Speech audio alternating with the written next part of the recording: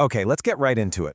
In just a few days, a conflict that's been simmering for years in the Middle East has completely exploded into a crisis that's having a ripple effect across the entire globe. So we're going to break down exactly what happened, how we got to this point, and, what it all means. Everything kicked off with this single, earth-shattering event. On Saturday, February 28th, Iranian state media had to confirm the news. Their supreme leader, Ayatollah Ali Khamenei, who'd been in power since 1989, was killed. He died in a military strike right on his compound in Tehran. And that was the moment everything changed. Look, the death of any world leader is a big deal. But this was something else entirely. It was the trigger for an incredibly fast escalation that's now shutting down travel, shaking up economies, and setting off protests all over the world. So the real question is, how did it all spiral out of control so quickly? To really get what's happening now, we have to rewind and look at the initial attack itself. It was a massive military operation, and it had a very specific and, frankly, pretty intense name. It was called Operation Epic Fury. That's the name the Pentagon gave it. And this was a coordinated joint mission between the United States and Israel. The whole thing started with this huge wave of airstrikes, all happening at the same time, hitting Iran's missile program, their air defenses, and key leadership sites. And when I say huge, I mean it. The scale here is just staggering. A U.S. official talking to Fox News said that the combined U.S. and Israeli forces conducted almost 900 strikes on Iranian targets. And get this, that was in the first 12 hours alone. That number gives you a real sense of the sheer intensity of this opening attack. And right away, two totally different stories emerged. The U.S. and Israel said their goal was to get rid of, and I'm quoting here, imminent and existential threats. Some analysts even think the bigger goal was actually regime change. But Iran, they called the strikes what you'd expect, unprovoked, inhumane aggression. Plain and simple. Yeah, this was without a doubt what they call a decapitation strike. It was designed to completely paralyze Iran's command and control. I mean, besides the supreme leader, a huge chunk of Iran's political and military leadership was wiped out in those first few hours. We're talking about the defense minister, the head of the IRGC's ground forces, all gone. Now, Iran's response wasn't just fast, it was immediate and it was widespread. It took the conflict to a whole new level within just a matter of hours. This quote pretty much says it all.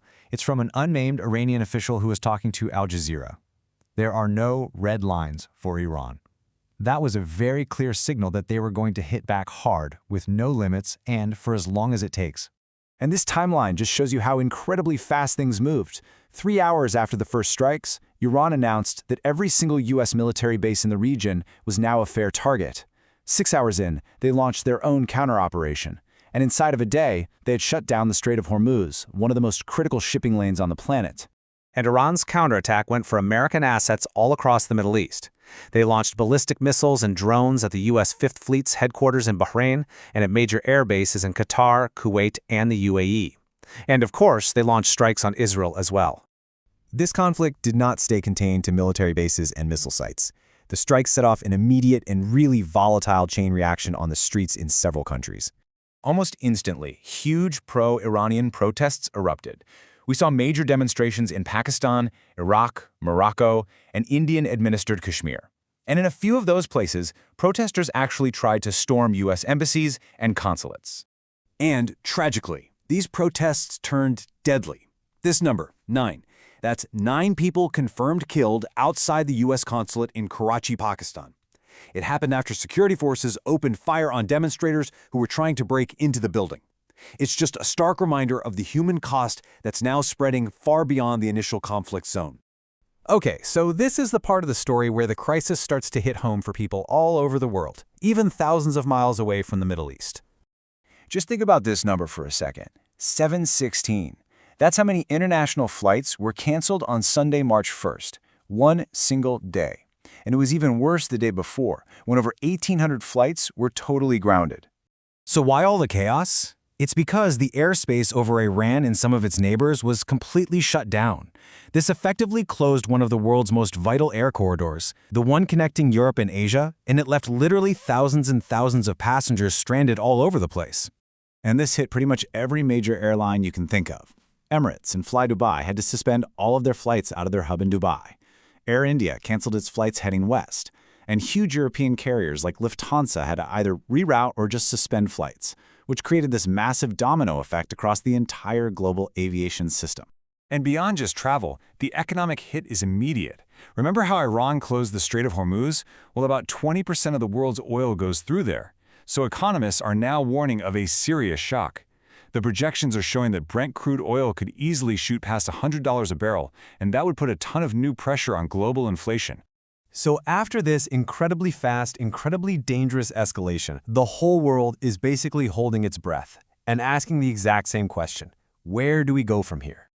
This statement from former U.S. President Donald Trump makes it pretty clear that from the American point of view, this thing is far from over. It signals that they plan to continue military operations, which suggests that more escalation isn't just possible, it's actually planned. And that leaves us right here with this central, terrifying, unresolved question. Was this a calculated, surgical strike to remove a threat? Or was this the moment someone lit the fuse on a much wider, uncontrollable regional war, one with absolutely devastating consequences for the entire globe? As of right now, we just don't know the answer, and that uncertainty is the most dangerous part of all.